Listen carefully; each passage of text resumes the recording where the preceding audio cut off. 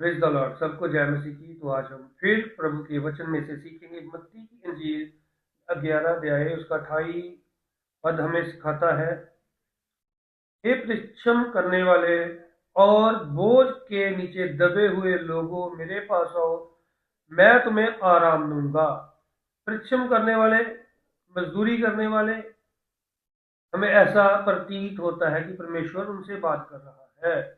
लेकिन जब हम देखते हैं, ये परिश्रम करने वाले अमीर लोग भी हो सकते हैं, ये बड़े बड़े राजा भी हो सकते हैं। तुम अपने मनों में आराम पाओगे। तुम आराम कहाँ पाओगे? अपने मनों में। बोझ कहाँ है? पहले तो ऐसे हमें समझ आता था कि बोझ जैसे किसी ने बोझ अपने सर पर उठाया, जैसे मजदूर लोग अपना बोझ उठाते हैं, बहुत सारा काम करते हैं। नहीं भाई, बहुत सारे राजे हैं, बहुत सारे अमीर लोग हैं जो बोझ के नीचे दबे हुए हैं। उनके पास सब कुछ है, लेकिन उनके उनके जीवन में खालीपन है, आराम नहीं है, शांति नहीं है। प्रभु के वचन में लिखा है, मैं तुम्हें आराम दूंगा।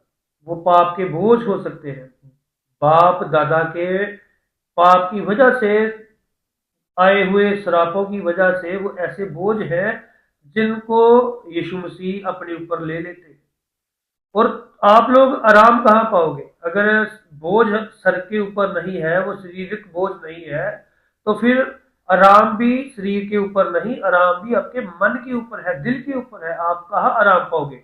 अपने मनों में आप आराम पाओगे। आपको चिंता होगी, आपको बहुत सारी समस्याएं होगी, उस वजह से आप परेशान रहते होंगे। लेकिन प्रभु यीशु मसीह ने बोला, वो सब चिंता, सब बोझ मुझे दे दो। आप अपने मनों में आराम पाओगे। अस्तर की किताब 6 अध्याय उसके 1 वचन। जब हम 6 अध्याय पढ़ेंगे तो वहां पर लिखा है, एक राजा है जो सारी रात सो नहीं पाया, उसको नींद नहीं आई। जब उसको नींद नहीं आई तो उसने कारण ढूंढा, इसका क्या कारण है। अगर किसी को नींद ना आए तो वो डॉक्टर के पास जाएगा, अगर किसी को नींद ना आए तो वो हकीम के पास जाएगा और नींद आने वाली कुछ दवाइयां वो खाएगा जिससे वो आराम कर सके। राजे ने ऐसा नहीं किया। राजे ने बोला, इतिहास की वो पोथी लेकर आओ, कुछ मैंने पाप तो नहीं किया, कुछ मैंने गलत तो नहीं किया किसी के साथ जिसके कारण परमेश्वर मुझसे क्रोधित है और मैं बेचैन हूँ। मुझे नींद नहीं आ रही, मेरी बेचैनी खत्म नहीं हो रही, मैं एक राजा हूँ, मेरे पास सारा कुछ है। लेकिन सदा के लिए हम खुशी अगर हमें चाहते हैं तो उसके लिए हमें किसी के पास जाने की जरूरत है। और ऐसे लोगों को, राजाओं को प्रभु यीशु मसीह बुलाता है, बोलता है, हे बोझ के नीचे दबे हुए लोगों, मेरे पास आओ, मैं तुम्हें आराम दूंगा। राजा जिसके बारे में बाइबल बताती है, इसने अच्छा काम ये किया कि इसने हकीम नहीं बुलवाए, इसने कोई दवा लेना जरूरी नहीं समझा। इसने ये देखना जरूरी समझा कि क्या मेरे जीवन में कुछ गलत तो नहीं चल रहा, मैंने कुछ पाप तो नहीं किए। यही तो होता है यीशु मसीह के पास आना।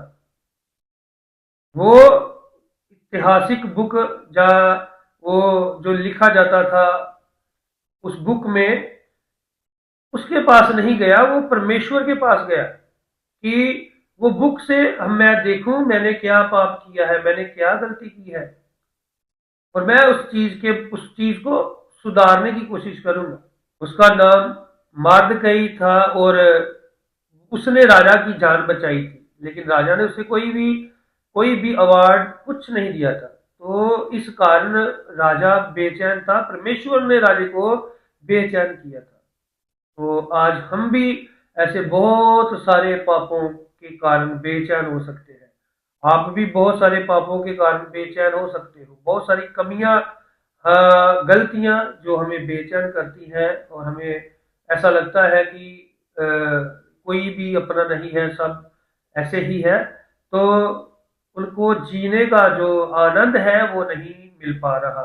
आनंद लेने के लिए लोग बहुत कुछ करते हैं, लेकिन सच्ची शांति उनको नहीं मिलती। इसलिए प्रभु यीशु मसीह ने बोला, हे बोझ के नीचे दबे हुए लोगों, मेरे पास आओ, मैं तुमको आराम दूंगा। उसी बोलता है, मुझे दे दो और मैं तुम्हें आराम दूंगा, मैं तुम्हें विश्राम दूंगा। सबको जय मसीह की। प्रभु इस वचन के द्वारा आप सबको बहुत तारीफ से आशीष दे।